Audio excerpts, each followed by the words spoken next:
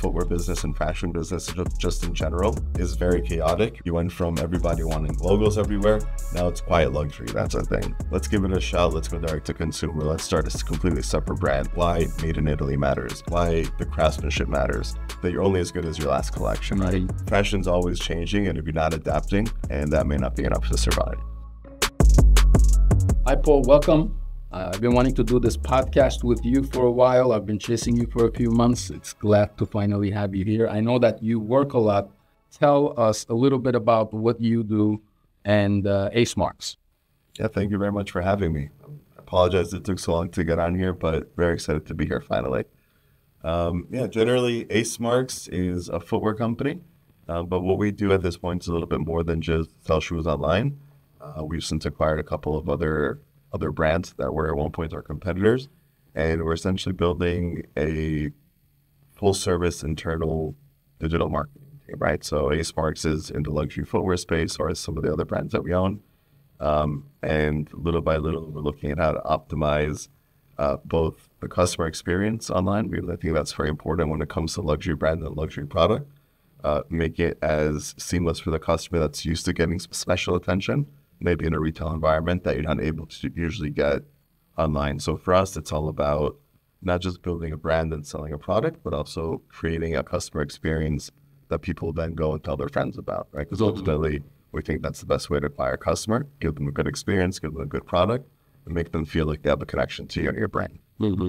And we speak often, Paul, I know that you're all over the place, you're doing a lot of things. Where did that come about? How do you go from building an established luxury shoe brand to now having an agency, acquiring other companies? How did that come about? A lot of it by mistake, frankly. Mm-hmm. And just getting out there, networking, speaking to people, and then just having a little bit of a vision about where the pieces that you have and the assets that you have, right? Not necessarily financially, but just kind of like where you are, your network is an asset, also the people that you know is an asset, and then continuing to evolve with it. Like, there was a point where I would have said no to almost anything that was outside of strictly selling shoes. But little by little, I changed my mentality and I said, like, there's an opportunity here. Why am I going to say no? Let's go down this path and see what happens. So one thing leads to another, one conversation, one phone call, just as one opportunity that you say yes to turns into a whole new world they may not have known. So that's kind of what happened to me. So my team in general, we just continued saying yes and yes to different opportunities. That's how we turned into from just a team building a brand to a team acquiring brand, and then also perfecting, I'd say, what we otherwise would have handed out to other agencies, right? From digital marketing, SEO, email marketing, SMS, like to figuring out a way to become somewhat experts, I would say, in each one of those different channels marketing. So how it happened is almost organic. I can't say that there was a master plan or vision, but just saying yes to different opportunities and frankly just having the confidence that you could execute on them. And if we spoke to 10 business coaches, probably 9 of them would recommend that we hyper-focus on something. Right? So how do you balance the approach of, look, I need to hyper-focus and grow this brand to 10, 20, $30 million, and then what you did, which is, well, I just looked at different opportunities and I wanted to move on different opportunities. How do you think that success comes about? Yeah, it's definitely not didn't take the path that most people would probably tell you should take, because everyone around me also tells me you should hyper-focus. But I don't like to sit still.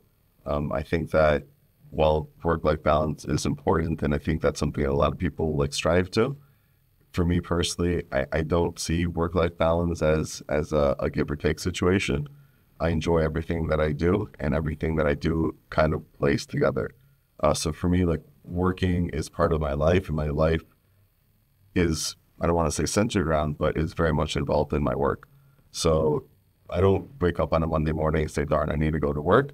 To me, it's like I'm excited to do something that I love doing and I'm going to continue doing. And if I can add more pieces, maybe it takes more time, but to me, it all just kind of works together. I don't look at work-life balance the way maybe a textbook would tell you should look at work-life balance.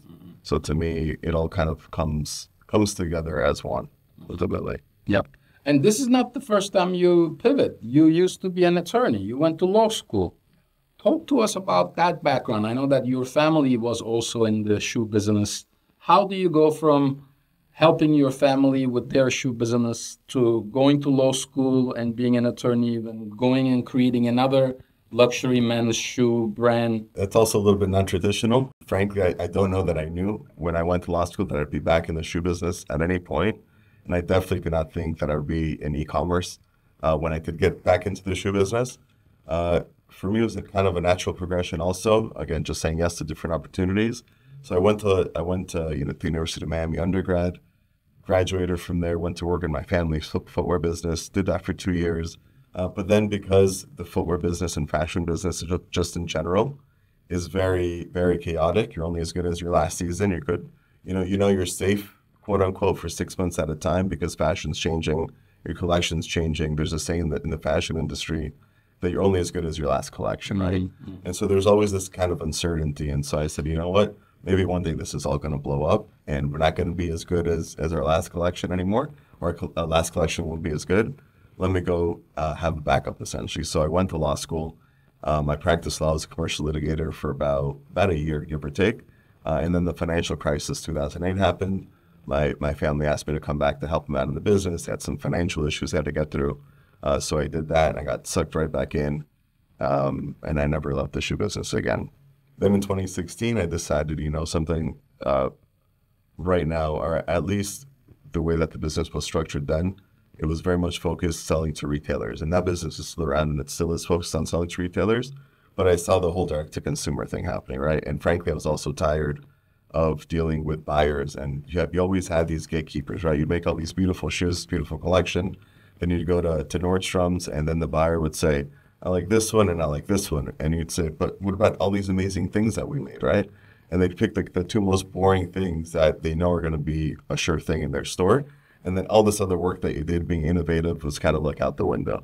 So I was like, you know what? Like, I want to have an opportunity to speak to my customer directly, like give them a chance to tell me what's good and what's bad and what they like and what they don't like.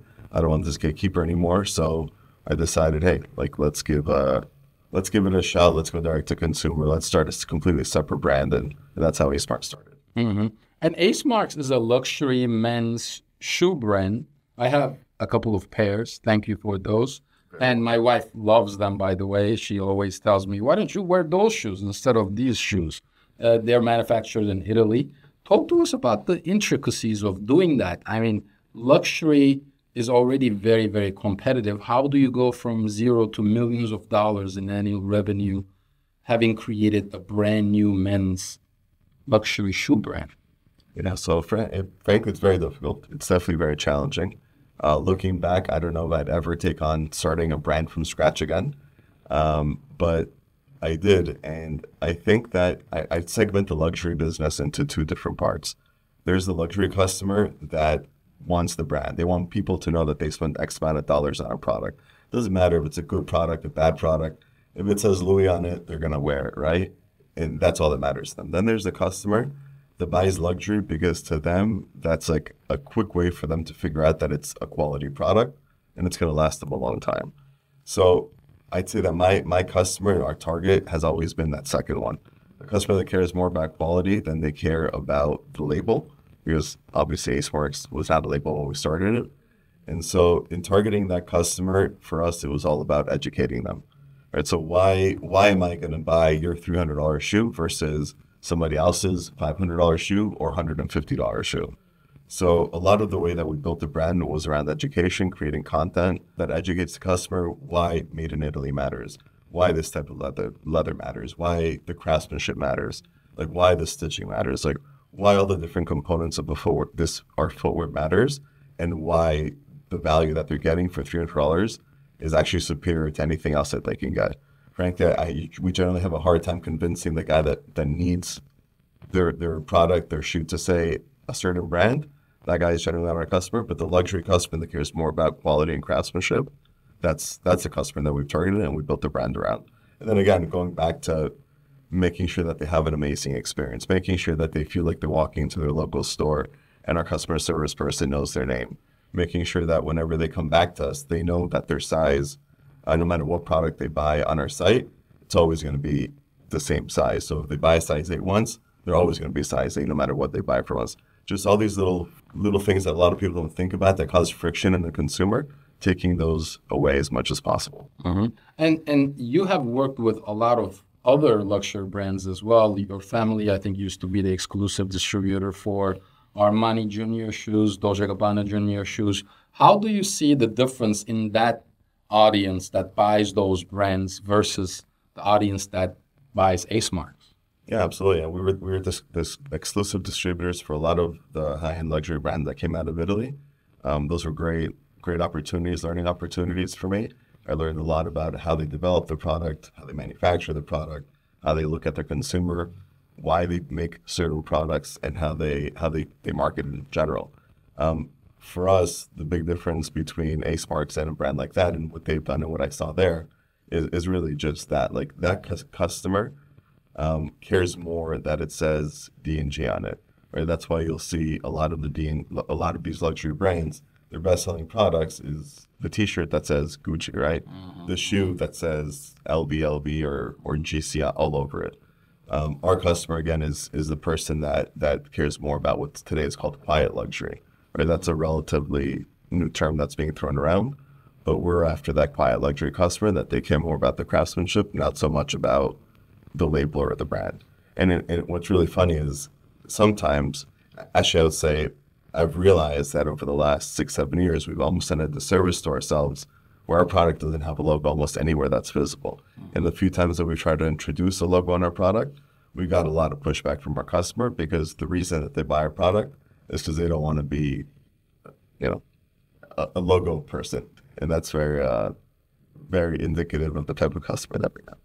It sounds very challenging because we're talking about luxury, right? It's always moving, season always changing. In the luxury business, do you think that you ever just make it and you don't have to try so hard? Because I know that you go to Italy, you go to Brazil, you go to Argentina, you're trying to find new manufacturing facilities. It just looks and sounds like a lot of work. Do you ever make it? I think that the history in the fashion business tells you that you don't. Right now, there's a great documentary on Netflix about the life of Halston, who was a huge designer, luxury designer in the 60s and 70s.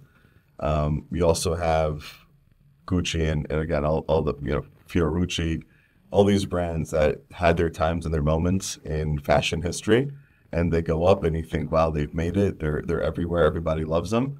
And then little by little, they fall out of favor, right?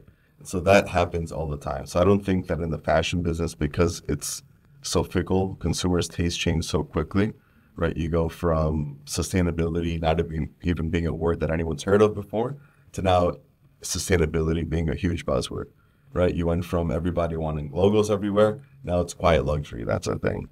So fashion's always changing, and if you're not adapting, you're only going to be as good as your collection from 6 months ago, and that may not be enough to survive. So you always have to be working at it, otherwise you're probably not going to be around much longer, no matter how big you made it. So in terms of the adaptation, because you just mentioned that it's a very interesting concept, because in my business, in our business also, you constantly have to adapt to what the technology brings. We didn't have AI 4 years ago. Now all the models are around AI when it comes to software development, when it comes to custom marketing. And nowadays, you also see all the startups going out of the business. They raised hundreds of millions of dollars. Do you think that businesses really lose their customer base and their audience, and they lose market cap because they haven't been able to adapt to the current situation?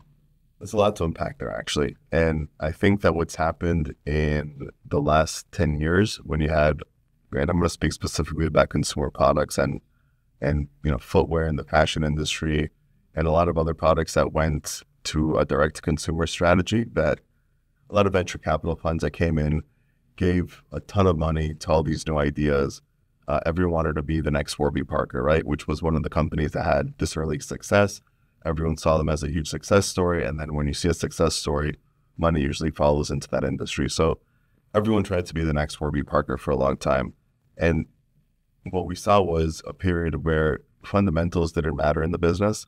It was all about the top line. So as long as you're growing your top line, acquiring customers, Didn't matter what else was going on in the business. Nobody cared. They just wanted to see customer acquisition, top line growth. That's it. And once you took away that money and you took away that funding, you were left with, in a lot of cases, a shell of a business where there was really no product market fit. Customers that were purchased, frankly, right, incentivized to buy something a lot of times at an artificially low cost. And that just doesn't work, right? It's almost like a Ponzi scheme. There's no real fundamental business there. Versus a lot of the businesses that you consider to be successful today, a Nike, for example, a lot of times people forget that Nike's been around for almost 50 years. It took them a long time to get to where they are today and to become a fundamentally sound business that does have product market fit, brand recognition, a loyal customer base. You can build that in a five-year super funded strategy or a 5-year vision, right? It could be part of your 5-year vision and you want to get towards that, but it's rare that you're going to do that in 5 years. Supreme is another great example. They sold for over $1 billion, I think $2 billion to VF Corp a few years ago. People think that was an overnight success, but it was over 20 years in the making, right? That brand started in the early 90s, early to mid 90s, and then it became what it was sold as, almost 20 years later. So there's when it comes to gaining an audience and gaining a real customer base, a loyal customer base, you have to be around long enough for the consumer to ultimately trust you, to trust the brand.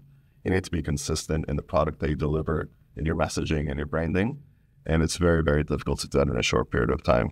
You can try, but you're usually going to know. So, Paul, it sounds and looks like a lot of work in this rapidly changing business landscape. What are some things that you do to stay ahead of the curve? Never stop working. More than anything, I'm always up to date on what's going on with technology, trying to figure out how to make myself and my team more efficient, how to automate as much as possible, how to make organization, make efficiency a priority, right? Not let people just get stuck in the status quo, continue to do things because that's just the way they're used to doing it. One thing that I do a lot, and sometimes I feel maybe I do too much, is I'll always take a call of a new software company or a new company that's in the industry trying to make something better, make an improvement. 99% of the time, I usually don't buy whatever it is that they're selling, but I'll build a relationship. I know it's out there, right? Who knows where that guy's going to end up later? That also creates other opportunities. But more than anything, just staying on top of it, never being happy with the way things are. Just to give you a very specific example, in 2022, my goal was to automate almost everything in the business and reduce our headcount as much as possible, and just shift as much of our internal resources as possible externally or sometimes offshore. So it made the business more efficient. I know it's not always a great thing to say that you're reducing headcount, but the reality is, in order to survive today, AI is coming around. AI is making a big difference. As much as we hate it sometimes, you just have to become more and more efficient, because if you don't, somebody else will, and you're just eventually going to go out of business. Mm-hmm. So just always striving for efficiency and making things better. And what do you say to those people who are big proponents of hyperfocus? They would probably tell you, you're wasting a lot of time talking to all these new technologies, new software companies, new connections. What would you say to them? People tell me that all the time. I would say that every opportunity that I've ever had, especially bigger and better opportunities, have always come from the most unexpected places when I haven't been looking for them. A dinner meeting that I took, even though I didn't really want to, going to a group or a networking event that I didn't really want to go to, taking phone calls from salespeople that I didn't want to. And a lot of times the opportunities didn't happen immediately, and it took years sometimes to look back and say, hey, that was the moment that I met this person who ended up here, and did this later. We built this relationship because I took that one call and everything changed. A great story is a lot of great opportunities came from literally a phone call that I made in order to help somebody get financing for a project they were doing. Called a banker friend of mine, and he introduced me to someone that I do a ton of business with today, right? And it's just like those random little moments, or those little, that event of me trying to help somebody else turned into an opportunity for myself. So always just saying yes and building a network and a relationship. And you are probably one of the nicest people. And I'm not just saying that because you're a guest here today. You are one of the most nicest people that I know. I've hit you up a couple of times. I needed your help on certain agreements. I have questions about real estate. You always pick up the phone. You always call me right back. Do you think that things are easier for you and things really just go right for you because you're willing to help other people? Potentially. I mean, I don't do things for other people because of that, right? But I think in the reality is that if you're there for others, others will be there for you when you need it, right? No one's perfect, and there's always going to be a time where you need someone for a specific thing. So for sure, I'm sure that helps, right? Mm-hmm. I'm sure that just having the mindset of helping others, right, comes and it gets paid back, sometimes 3, 4, 5, and 10-fold. What's next for Ace Marks and this crazy structure that you've been building for the past 12 months? For me, the way that I see e-commerce in general, not just Ace Marks or footwear or fashion, I think that there's been a lot of changes in the way that founders do or should approach their businesses. Again, before it was grow at all costs, acquire as many customers as possible, then figure out how to make money later. Today, the customer acquisition costs in general have gotten very high. Facebook has changed. Social media has changed. You have to be creating a lot of content all the time. One of the reasons that we're here. So the whole landscape has changed, and it's very, very difficult. There isn't money being thrown around the way that it was being thrown around even 18 months ago. Interest rates are very high. So the way that I see things is that there's a lot of businesses and a lot of brands that have been created in the last 5 to 10 years that were built to rely on cheap money, more investors, burning through cash for 6 months at a time, that are not just surviving. So because it's so expensive to build a brand and acquire customers today, the way I see things is there's an opportunity to acquire revenue, acquire brands that are in distress. And I think that that's one of the biggest opportunities, and that's what we've done in acquiring a couple of our competitors, and we continue to look at that and look at those opportunities. So we want to continue maintaining the quality and craftsmanship within our brand Ace Marks, and maintaining the brand and the reputations and maintaining the brands that we acquire and the reputations and their customer base. So we're not going to do anything drastic. But to me right now, the growth is through acquisition, surviving this really challenging time that we're seeing in general in e-commerce, and then making it to the other end stronger, better, with more opportunities. And just kind of to bring it all together, we spoke about how brands have their ups and downs. Like the biggest luxury brand at one moment, because their collections are going down or something happened, they go down. A lot of people have never heard of them again, or they just disappear. One of the things that a company like, let's say, VF Corp or Perry Ellis, one of the things that they do very well is have a portfolio of brands, because brands come in and out of favor all the time. So if we can take this time where people are running away from the space and running away from digital first or digitally native brands, and coming out on the other end with a portfolio of brands where we can hedge against these downturns in the industry, then I think we're going to be in a much stronger position than we were even going into it or just owning or building one brand.